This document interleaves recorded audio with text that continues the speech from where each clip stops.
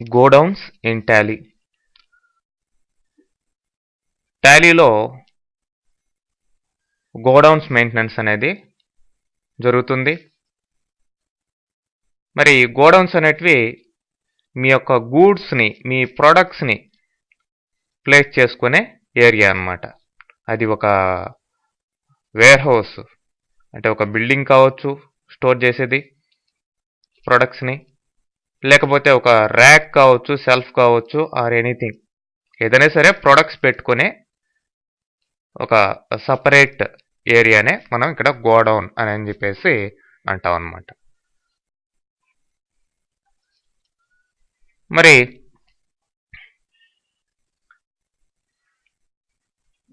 ఈ గోడౌన్లో మెయింటైన్ చేయబడే stock items ఏమేమి వెళ్తున్నాయి, ఏమేమి బయటికి వెళ్తున్నాయి, ఏమేమి గోడౌన్లోకి వస్తున్నాయి అనేది మనకి ఆ గోడౌన్ వైజ్గా క్లియర్గా తెలుస్తుంది అన్నమాట. మరి ఒక కంపెనీలో రకరకాల గోడౌన్స్ క్రియేట్ చేసుకోవచ్చు, మల్టిపుల్ గోడౌన్స్. మరి ఏవేవి సేల్ చేసాం, ఏ ప్రొడక్ట్స్, మళ్ళీ ఆ గోడౌన్లో కొత్తగా ఏ ప్రొడక్ట్స్ ప్లేస్ చేసాం అనేది ఆ గోడౌన్ వైజ్గా ఆ ట్రాన్సాక్షన్స్ అన్నీ కూడా క్లియర్గా రికార్డ్ అవుతూ ఉంటాయి.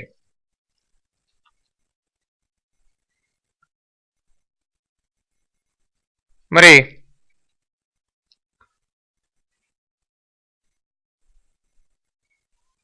ఈ గోడౌన్లో ఉండే స్టాక్ మనం ఆప్షనల్గా ఇంక్లూడ్ చేసుకోవచ్చు, ఎక్స్క్లూడ్ చేసుకోవచ్చు అనమాట. అంటే ట్రాన్సాక్షన్కి సంబంధం లేకుండా కూడా.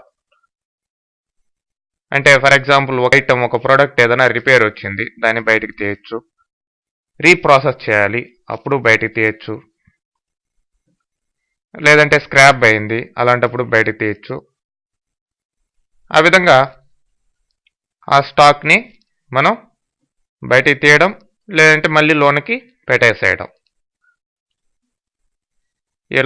ఇలాంటివంతా కూడా ఈ మల్టిపుల్ గోడౌన్స్లో చేసుకునేదానికి అవకాశం ఉంటుందండి.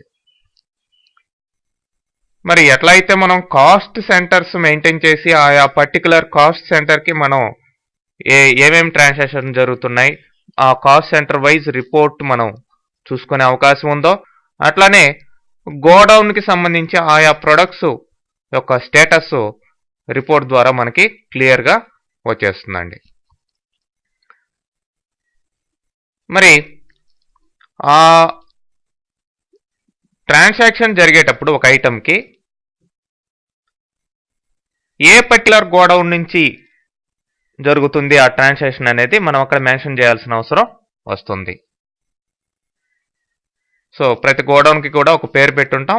ఆ గోడౌన్ నుంచి ఆ ట్రాన్సాక్షన్ జరుగుతుందంటే ఆ గోడౌన్లో ఉన్న ఐటమ్ బయటకు వెళ్ళింది, లేదంటే ఆ గోడౌన్లోకి కొత్తగా ఐటమ్ వచ్చింది అనేది మనకి క్లియర్గా అర్థమవుతుంది రిపోర్ట్లో కూడా.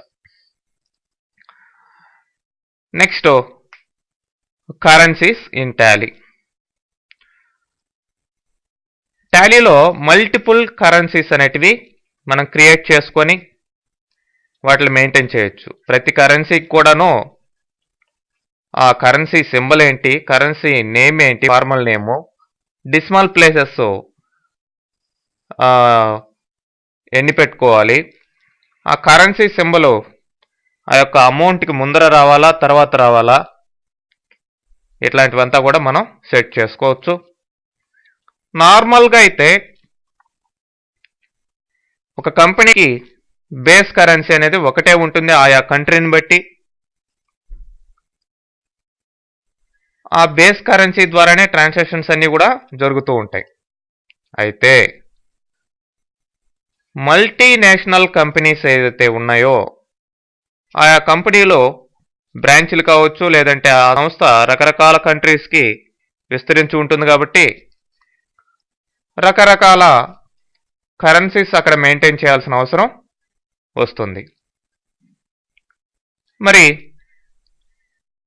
అలాంటి సిచ్యువేషన్లో ఈ మల్టిపుల్ కరెన్సీస్ని మనం టాలీలో క్రియేట్ చేసుకొని మెయింటైన్ చేసే అవకాశం ఉంటుంది. అట్లనే ఆ కరెన్సీస్ మధ్యలో మనం డైలీ బయింగ్ సెల్లింగ్ రేటు ఎంత ఉంది కరెన్సీకి అనేది కూడా ఎంటర్ చేసుకోవచ్చు.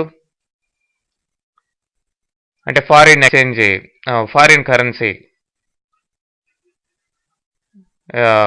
ఎట్లా ఉంది బేస్ కరెన్సీ తోటి అనేది తెలుస్తూ ఉంటుంది.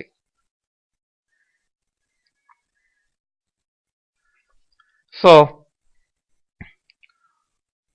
ఇట్లా మల్టిపుల్ కరెన్సీస్ని మనం టాలీలో మెయింటైన్ చేసేదానికి అవకాశం ఉంది.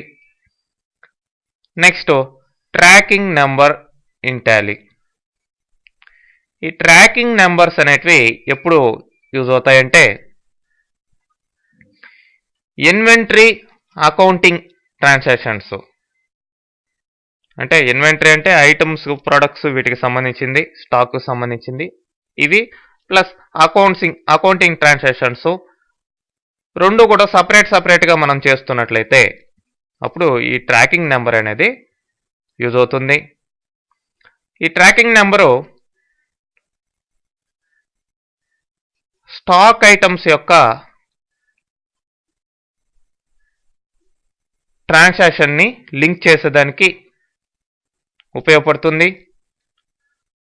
ఎప్పుడంటే కరస్పాండింగ్ అకౌంట్ ఎంట్రీ ఉన్నా కానీ లేకపోయినా కానీ. ఓకే, సో ఈ ట్రాకింగ్ నెంబర్ని బట్టి మనం ఇన్వెంటరీ అకౌంటింగ్ ట్రాన్సాక్షన్ని ఎఫెక్ట్ చేయొచ్చు అనమాట, ఆ రెండింటిని లింక్ చేసి. ఓకే, ఎప్పుడంటే ఇన్వెంటరీ ట్రాన్సాక్షన్ సపరేట్గా ఉంది, దానికి కరస్పాండింగ్ అకౌంటింగ్ ఎంట్రీస్ సపరేట్గా జరుగుతున్నాయి. అలాంటప్పుడు ఈ రెండింటిని లింక్ చేసేదానికే మనం ఈ ట్రాకింగ్ నెంబర్ అనేది యూజ్ చేస్తాం అన్నమాట. ఓకే.